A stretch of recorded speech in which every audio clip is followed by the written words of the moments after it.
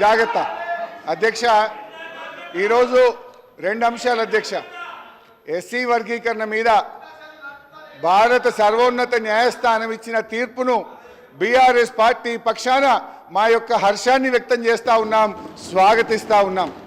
అధ్యక్ష ఈ యొక్క వర్గీకరణ మీద మా ప్రభుత్వం ఏర్పడిన వెంటనే సభానాయకుడిగా కేసీఆర్ గారు 29 నవంబర్ 2014లో ఈ ఎస్సీ వర్గీకరణ వెంటనే చేయాలని ఆనాడు మా సభానాయకుడిగా కేసీఆర్ గారు ఈ సభలో తీర్మానాన్ని ప్రవేశపెట్టి కేంద్ర ప్రభుత్వానికి ఏకగ్రీవంగా ఈ వర్గీకరణ చేపట్టాలని చెప్పిన పార్టీ మా బీఆర్ఎస్ పార్టీ.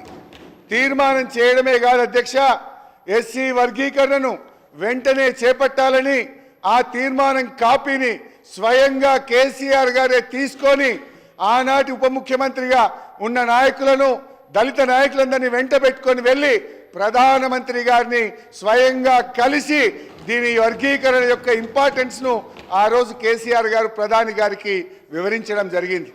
ప్రధానమంత్రి గారు ఆ రోజు కూడా చాలా స్పష్టంగా ఇది న్యాయమైన డిమాండ్ అని, దీన్ని తప్పకుండా పరిష్కరిస్తామని ప్రధానమంత్రి గారు కూడా ఆ రోజు సానుకూలంగా స్పందించారు అధ్యక్ష. అయితే అధ్యక్ష ఈ వర్గీకరణ పోరాటం చాలా సుదీర్ఘమైన పోరాటం, ఎన్నో త్యాగాలు జరిగినాయి. ఎంతోమంది వర్గీకరణ కోసం గతంలో ప్రాణాలు అర్పించిన సంగతి కూడా మనకు తెలుసు.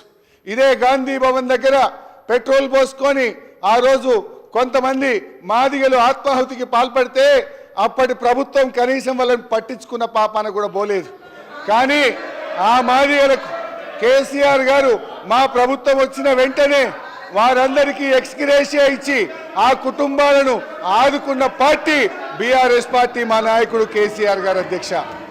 ఆ రోజు కాంగ్రెస్ పార్టీ ద్రోహం చేసిందని, కాంగ్రెస్ పార్టీ వర్గీకరణ చేయడం లేదని మందకృష్ణ మాదిగ గారి నేతృత్వంలో గాంధీ భవన్ దగ్గర ఆ రోజు పెద్ద ఎత్తున మాదిగలు గాంధీ భవన్ ముట్టడికి వచ్చి పోరాటం చేసిన విషయాన్ని కూడా గుర్తు తెచ్చుకోవాలి.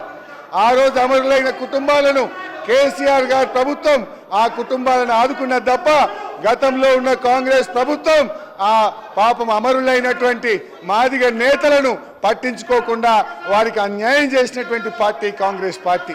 బట్ ఏది ఏమైనా ఈ సందర్భం చాలా సంతోషమైనటువంటి సందర్భం, దశాబ్దాల కళ నెరవేరినటువంటి రోజు.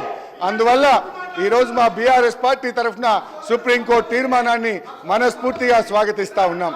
ప్రభుత్వం ప్రవేశపెట్టిన స్కిల్ యూనివర్సిటీకి కూడా మా బీఆర్ఎస్ పార్టీ తరఫున సంపూర్ణమైన మద్దతును తెలియజేస్తూ ఉన్నాం. అయితే అధ్యక్ష నిన్న కానీ ఈరోజు కానీ సభ జరిగిన తీరు మా హృదయాలను ఎంతో గాయపరిచింది. మా మహిళల్ని శాసనసభ్యులు లక్ష్మణ్ కుమార్ అట్లూరి లక్ష్మణ్ కుమార్ అధ్యక్ష అధ్యక్ష అధ్యక్ష ధన్యవాదాలు అధ్యక్ష. అధ్యక్ష